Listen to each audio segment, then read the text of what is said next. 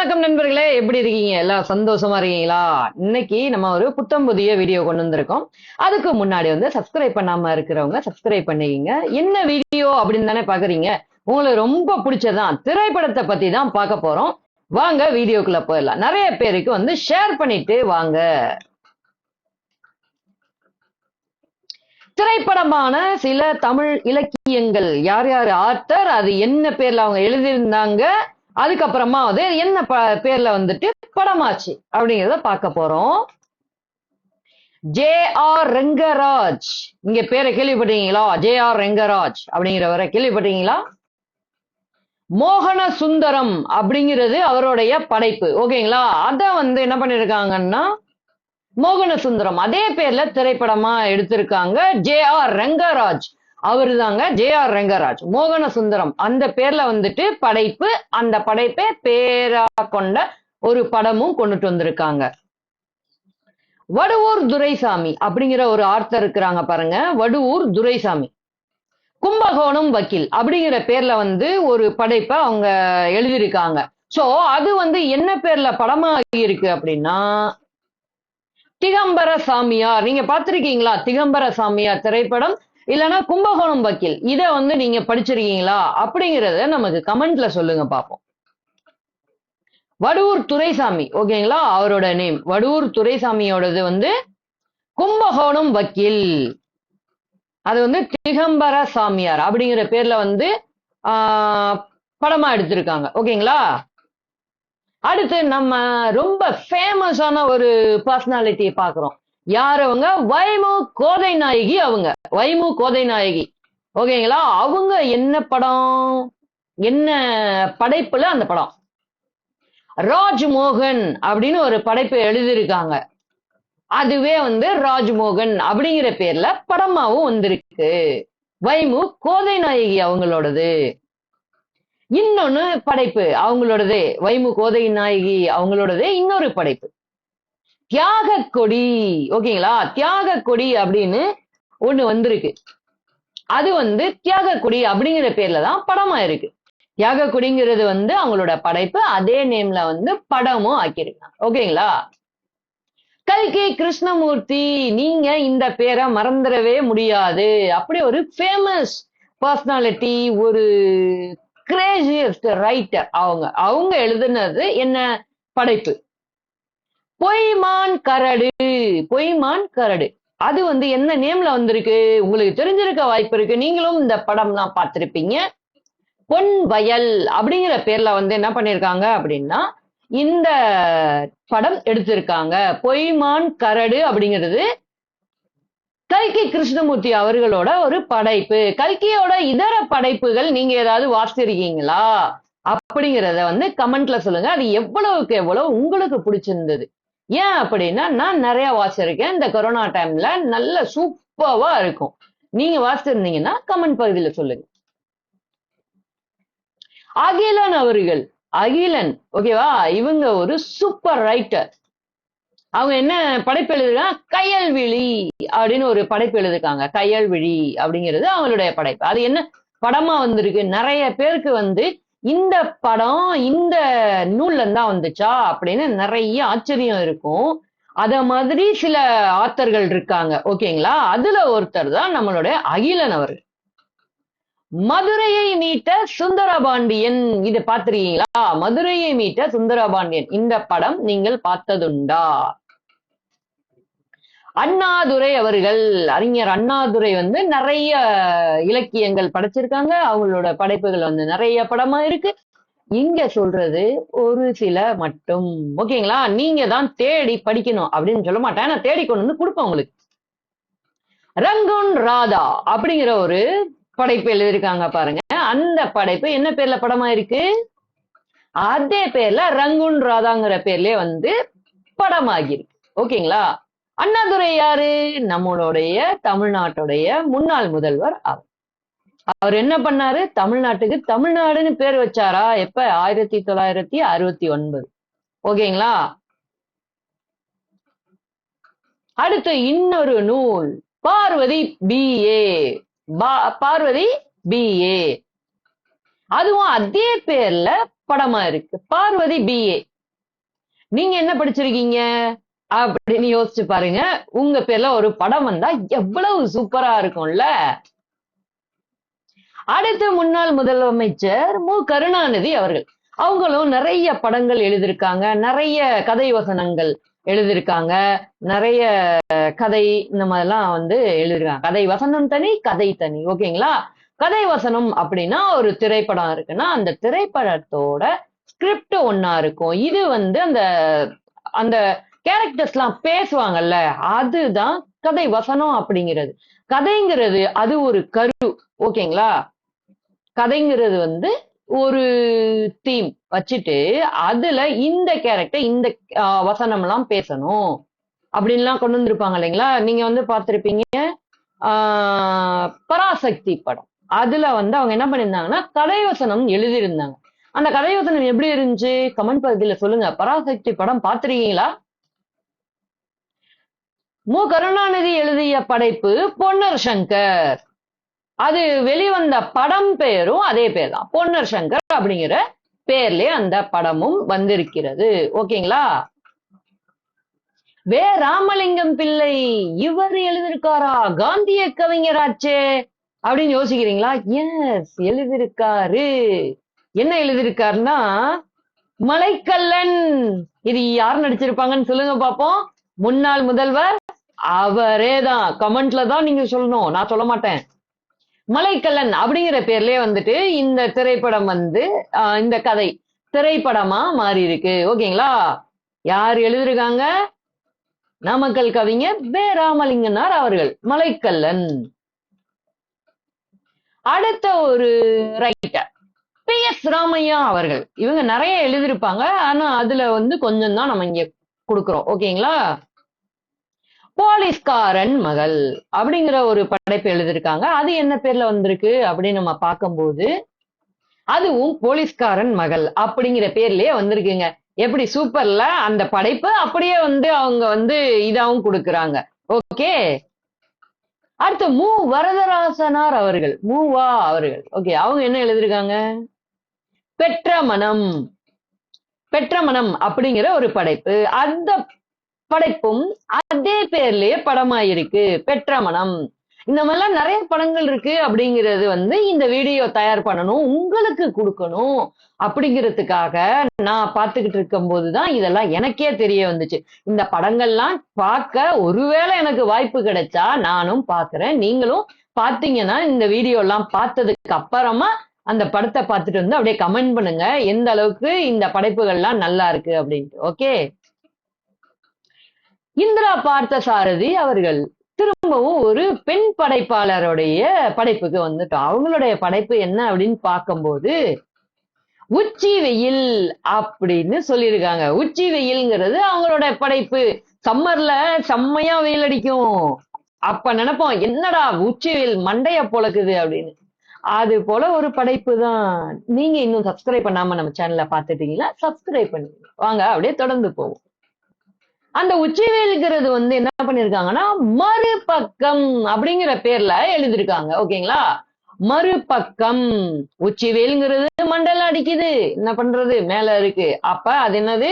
மறுபக்கம் அப்படின்ற மாதிரி சொல்றாங்க. இந்திரா பார்த்தசாரதி அவர்கள் உச்சி வெயில் மறுபக்கம். மகரிஷி அப்படிங்கிற ஒரு ஆர்த்தர் உங்களுக்கு தெரியுமா?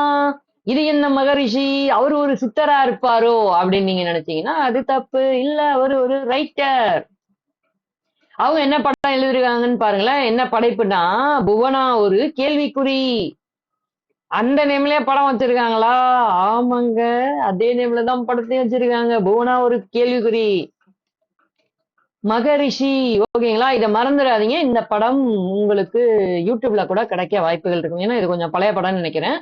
மகரிஷி அவங்க படைப்பு வந்து புவனா ஒரு கேள்விக்குறி. ஒருவேளை உங்களுக்கு இந்த படைப்புகளை படிக்க வாய்ப்பு கிடைச்சா கூட நீங்க என்ன பண்ணுங்க, படிங்க. படிச்சுட்டு அதோடைய அது எப்படி இருக்கு என்ன, ஒருவேளை நீங்க இந்த படைப்புகளை படிச்சுட்டு நல்லா இருக்குன்னு சொன்னீங்கன்னு வச்சுக்கோங்களேன், அதை பத்தி கூட நம்ம ஒரு வீடியோ போடுவோம். இவரோட படைப்பு இந்த கருத்து இதெல்லாம் இருக்கு அப்படின்ட்டு ஒரு ரிவ்யூ மாதிரி கூட நம்ம போடலாம். ஓகேவா? நம்ம எப்பவுமே படிச்சுட்டு இருக்கோமா, சும்மா ஒரு என்ஜாய்மெண்ட்டுக்காக லைட்டா அப்படின்னு போயிட்டு வருவோம். மணியன் அப்படின்னு ஒரு ஆர்த்தர் இருக்காங்க பாருங்க. இதய வீணை, இதய வீணை அப்படிங்கிற ஒரு படைப்பு. இதய வீணை அதுவுமே வந்து இதய வீணை அப்படிங்கிற பேர்லயே வந்துட்டு படமாக்கி இருக்கிறாங்க. இதய வீணை நல்லா இருக்கு தலைப்பு. ஒரு இசையை கொண்டு வந்த ஒரு தலைப்பா இருக்கு. அவங்க பேரு வந்து மணியன் அப்படின்னு இருக்கு. ஓகேங்களா? மணியன் சார் ரொம்ப தேங்க்யூ. ஒரு சூப்பரான மியூசிக்கல் ஒரு படைப்பா தான் இருக்கும் நான் நம்புறேன். ஏன் அப்படின்னா பேரே வீணைன்னு வச்சிருக்கீங்க. அப்ப நல்லா தானே இருக்கும். நீல பத்மநாபன். ஓகேங்களா? இந்த பேரை நீங்க நிறைய இடத்துல கேள்விப்பட்டிருப்பீங்க. தலைமுறைகள் அப்படிங்கிற ஒரு படைப்பு எழுதியிருக்காங்க. அந்த தலைப்பை என்ன பேர்ல எடுத்திருப்பாங்க படமா? மகிழ்ச்சி. தலைமுறை தலைமுறைமா இருக்கோம்னாலே நம்ம எப்படி இருப்போம்? மகிழ்ச்சியா தான் இருப்போம். மகிழ்ச்சி கண்டிப்பா இருக்கணும். எங்கும் எதிலும் எப்போதும் மகிழ்ச்சியா இருக்கணும். ஓகேங்களா? தலைமுறைகள் அப்படிங்கிற படைப்புக்கு பேரு வந்து மகிழ்ச்சி. நீல பத்மநாபன் அவர்கள் அவங்க எழுதுனதுதான் தலைமுறைகள். மகிழ்ச்சியா இருக்கக்கூடிய தலைமுறை அப்படின்னு ஞாபகம் வச்சுக்கோங்க. ஓகே. தி ஜானகிராமன் அவர்கள் இவங்க படைப்புகளும் நிறைய நீங்க கேள்விப்பட்டிருப்பீங்க. நிறைய அந்த புக் ஃபேர்ஸ் எல்லாம் போனீங்கன்னா இவங்களுடைய புத்தகங்கள் எல்லாமே அங்கங்க இருக்கும். நிறைய ஸ்டால்ஸ் போட்டிருப்பாங்க. நீங்க பார்த்து நிறைய வாங்கியும் இருப்பீங்க. நீங்க ஒரு புத்தக விரும்பியா இருக்கீங்க அப்படின்னா எனக்கு புக்குனா ரொம்ப பிடிக்கும்பா அப்படின்னு நினைக்கக்கூடிய ஒருத்தர் இருந்து இந்த வீடியோ நீங்க பார்த்துட்டு இருக்கீங்க அப்படின்னா இந்த ஒரு ஆர்த்தர் மிக ஃபேமஸான ஆர்த்தர். ஓகேங்களா? அவங்களுடைய படைப்பு மோகமுல். அதென்ன மோகமுல்? அதே நேம்ல தான் அவங்களுடைய படைப்பும் வந்து படமும் ஆகியிருக்கு. மோகமுல் அப்படின்னு சொல்றாங்க. தி ஜானகிராமன் மோகமுல் அதே நேம்ல படமும் ஆகியிருக்கு. ராக்கி ரெங்கராஜன். ராக்கி ரெங்கராஜன் இவங்களுடைய படைப்பு நம்ம பார்க்கும்போது இது சத்தியம்பா அப்படின்னு நான் உங்ககிட்ட சொல்றேன்னு நினைக்காதீங்க. அவருடைய படைப்போட பேரு இது சத்தியம். ஓகேங்களா? அந்த படைப்பு என்ன பேர்ல படமா இருக்கும்? அதே சேம் நேம்ல இது சத்தியம் அப்படிங்கிற பேர்ல இருக்கு. யாரெல்லாம் நடிச்சிருக்காங்கன்னு எனக்கு தெரியாது. நான் ஜஸ்ட் வந்து இந்த வீடியோ மேக் பண்றதுக்காக இவங்களுடைய அந்த இதெல்லாம் கலெக்ட் பண்ணி உங்களுக்கு கொடுத்துருக்கேன். நானுமே இனிமேதான் இந்த படங்கள்லாம் எங்க இருக்கு, என்ன, எப்படி நம்ம பார்க்க முடியுமா இல்ல எங்க வாங்கணும் அப்படிங்கிற விவரங்களை நானும் பார்க்கணும். முடிஞ்சா நான் உங்களுக்கு இந்த விவரங்களை கூட கமெண்ட்ல கொடுக்க முயற்சி பண்றேன். பார்ப்போம். எஸ் எஸ்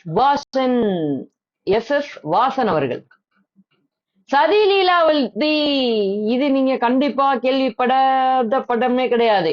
சதி லீலாவதி அப்படிங்கிறது நீங்க கண்டிப்பா கேள்விப்பட்டிருக்கணும். பிக் பாஸ் பாத்திருக்கீங்களா? அதே நேம்ல தான் படமாவும் வந்திருக்கு. சதி லீலாவதி அந்த பேர்லயே வந்து சதி லீலாவதி அப்படிங்கிற பேர்லயே தான் படமும் வந்திருக்கிறது.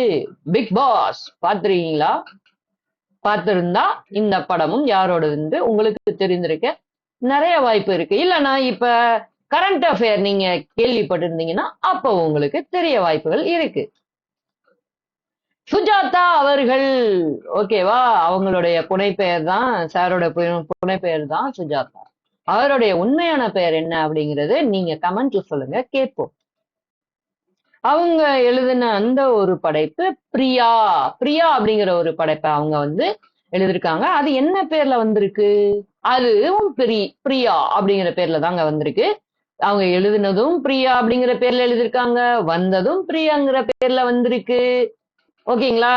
அவருடைய உண்மையான பேர் என்ன? புனைப்பெயர் சுஜாதா. நான் சொல்லிட்டேன்.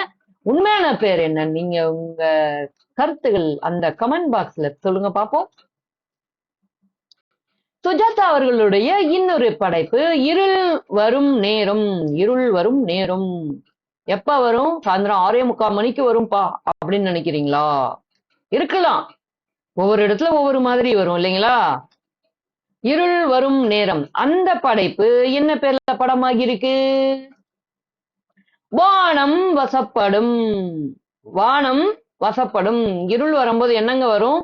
நிலவு வரும். நிலவு எங்கெங்க இருக்கு? வானத்துல இருக்கு. அப்ப அந்த வானமே நமக்கு வசப்பட்டுருச்சு. ஏன் அப்படின்னு சொல்றோம்? நம்ம படிச்சுக்கிட்டு இருக்கிறதோ போட்டித் தேர்வுக்கு. அப்ப நமக்கு வானமே இல்லை, வெற்றிதான் நமக்கு வேணும்.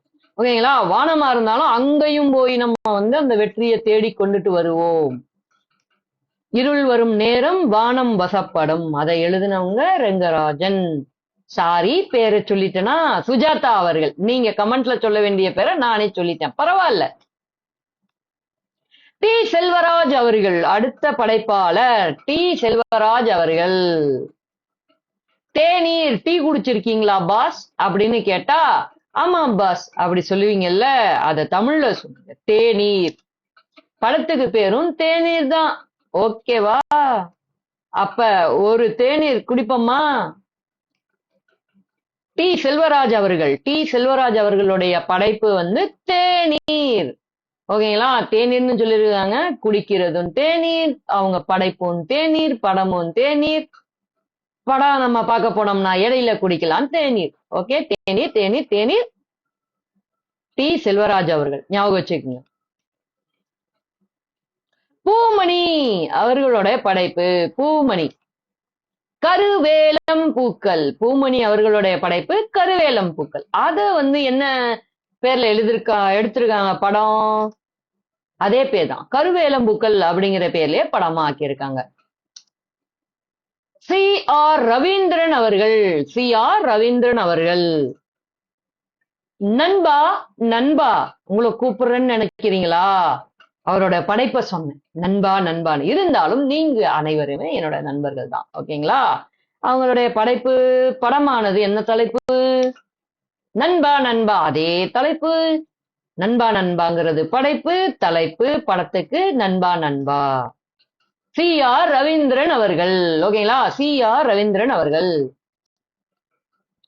லக்ஷ்மி அவர்கள் இன்னொரு பெண் படைப்பாளர் நமக்கு வந்துட்டாங்க. அவங்க என்ன படைச்சிருக்காங்க? அவங்களுடைய படைப்புக்கு பேர் என்னங்க? பெண் படைப்பாளர்னு சொன்னா பெண்மனம் அப்படின்னு தலைப்பு கொடுத்துட்டாங்க அந்த படைப்புக்கு, பெண்மனம்.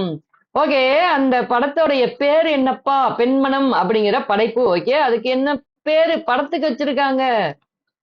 இருவர் உள்ளம். என்னப்பா இது? இங்க பெண் மனம்னு கொடுத்துட்டு இங்க இருவர் உள்ளம் அப்படின்னு கொடுத்திருக்காங்க. பரவாயில்ல. படைப்பாளருடைய பெயர் லக்ஷ்மி. அவங்க ஒரு பெண்மனம் அப்படிங்கிற தலைப்புல படைச்சிருக்காங்க அவங்களுடைய படைப்பு. அது வந்து இருவர் உள்ளம் அப்படிங்கிற பேர்ல வந்து திரைப்படம் ஆகியிருக்கு. அடுத்து லக்ஷ்மி அவர்களுடைய இன்னொரு படைப்பும் திரைப்படம் ஆகியிருக்கு. அது என்னன்னா காஞ்சனையின் கனவு. திகிலூட்டும் ஒரு பயமா இருக்கா? பயப்படாதீங்க, அது ஒரு கதை. காஞ்சனா அப்படிங்கிற பேர்ல வந்துட்டு என்ன பண்ணிருக்காங்கன்னா அத வந்து ஒரு படமா எடுத்திருக்காங்க. இப்ப வந்த லேட்டஸ்டா வந்த காஞ்சனாவா இல்லைன்னா ரொம்ப காலத்துக்கு முன்னாடி வந்ததான்னு எனக்கு தெரியல. இருந்தாலும் காஞ்சனா அப்படிங்கிற ஒரு பேர்ல படம் இருக்கு. காஞ்சனா 1, 2, 3 அப்படின்லாம் இருக்கு. அதுவா இல்ல அதுக்கு முன்னாடி பழைய காலத்துல வந்ததா அப்படிங்கிறது எனக்கு தெரியல. தெரிஞ்சிருக்கிறவங்க கமெண்ட்ல சொல்லுங்க. காஞ்சனையின் கனவு அப்படிங்கிறது அவங்களுடைய படைப்போட பேரு. லக்ஷ்மி அப்படிங்கிறது படைப்பாளரோட பேரு. திரைப்படமான பேர் வந்து காஞ்சனா. ஓகேங்களா? அனுராதா ரமணன். அனுராதா ஸ்ரீராம் நமக்கு தெரியும், நல்ல நல்ல பாடல்கள் கொடுத்திருக்காங்க. இவங்க அனுராதா ரமணன் இல்லை, அனுராதா ரமணன் தான். அனுராதா ஸ்ரீராம் பாட்டு பாடுறவங்க. அனுராதா ரமணன் வந்து படைப்பாளர், அதாவது எழுத்தாளர். இவங்களும் ஒரு பெண் எழுத்தாளர். என்ன பேரு வச்சிருப்பாங்க அவங்க படைப்புக்கு? சிறை. ஓ, ஜெயில் அப்படின்னு வச்சிருக்காங்க பாருங்களேன், சிறை. சரி, ஓகே, சிறைன்னு வச்சுட்டாங்களா? அந்த படத்தை என்ன பேர்லப்பா எடுத்திருக்காங்க? அதுவும் சிறைன்னே எடுத்திருக்காங்கங்க. சிறைன்னு தலைப்பு வந்து அந்த நூலுக்கு வச்சிருக்காங்க. அதை வச்சு அப்படியே மாற்றமே பண்ணாம சிறைன்னு வச்சுக்குவோம், அனுராதா ரமணன் அவங்களோடது அப்படின்னு வச்சிருக்காங்க. அனுராதா ரமணன் அவங்களோட இன்னொரு படைப்பு இருக்கு பாருங்களேன், கூட்டுப்புழுக்கள் அப்படின்னு இருக்கு. கூட்டுப்புழுக்கள் அதையும் வந்துட்டு என்ன பண்றாங்க, அதே நேம் தான், கூட்டுப்புழுக்கள் அப்படிங்கிற பேர்லயே வந்துட்டு திரைப்படமா கொடுத்திருக்காங்க. அனுராதா ரமணன் அவர்கள். சிவசங்கரி அவர்கள். இவங்களுடைய அந்த படைப்புகள்லாம் நான் கொஞ்சம் கேள்விப்பட்டிருக்கேன். ஆனா இவங்களுடைய படைப்புகளை வாசிக்கிறதுக்கான வாய்ப்பு எனக்கு அமையல. நான் தேடி பார்த்து இவங்களுடைய படைப்பு எங்க கிடைக்கும்னு பார்த்துதான் வந்து வாசிக்கணும். ஸோ உங்களுக்கு எங்கே கிடைக்கும் இவங்களுடைய படைப்புகள் அப்படின்னு தெரிஞ்சிருந்தாலும் கமெண்ட்ல சொல்லுங்க. நான் ஒரு பார்வை மாற்றத்தினாலே அப்படிங்கிறனால ஆக்சசபிள் ஃபார்மேட்ல இருக்கணும். அதாவது கம்ப்யூட்டர்ல வச்சு படிக்கிற மாதிரி இருக்கும். ஆனால் ரொம்ப நல்லா இருக்கும். இந்த கிண்டல் இந்த மாதிரி இதெல்லாம் வந்துட்டு என்னை போன்ற பார்வையற்ற மக்களுக்கு ரொம்ப உபயோகரமா இருக்கு இந்த புக்கெல்லாம் படிக்க. ஸோ அந்த மாதிரி எங்கேயாவது இருந்ததுன்னா கமெண்ட்ல கூட அந்த லிங்க் எல்லாம் கூட நீங்க கொடுங்க. நான் இவங்களோட படைப்புகளை படிக்க முயற்சி செய்யறேன். அவங்க வந்து என்ன பண்ணிருக்காங்கன்னா நண்டு அப்படிங்கிற தலைப்புல கொடுத்திருக்காங்க. நண்டுங்கிற தலைப்புல அது படமாவும் ஆக்கியிருக்கிறாங்க. சிவசங்கரி அவங்களுடைய படைப்புக்கு பேர் வந்து நண்டு. திரைப்படம் ஆன அந்த தலைப்பும் நண்டு. ஓகேங்களா? இன்னொரு படைப்பு பாருங்க. ஒரு சிங்கம் முயலாகிறது. என்னப்பா அவ்வளோ பெரிய காட்டுக்கு ராஜா முயலா மாறிட்டாரா அப்படின்னு தானே தோணுது. ஒரு சிங்கம் முயலாகிறது.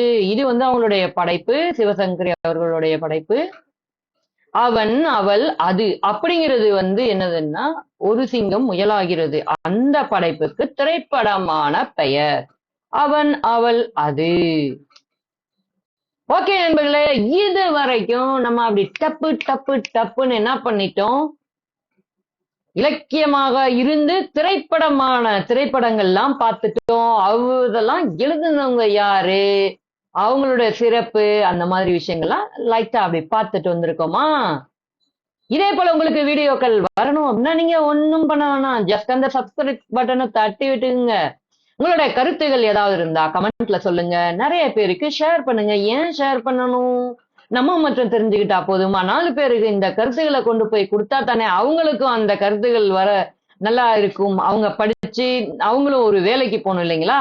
அதுக்கப்புறமா அந்த லைக் பட்டனை தட்டி விட்டீங்கன்னு வச்சுக்கோங்களேன், எனக்கு ரொம்ப சந்தோஷமா இருக்கும். நிறைய மக்கள் வந்து இந்த வீடியோக்களை பார்த்துட்டு இருக்கீங்கன்னு. சோ இன்னொரு ஒரு புத்தம் புதிய வீடியோல ஒரு புதிய தலைப்போட உங்கள் அனைவரையும் வந்து நான் தொகுக்கடின்னு சந்திப்பேன்.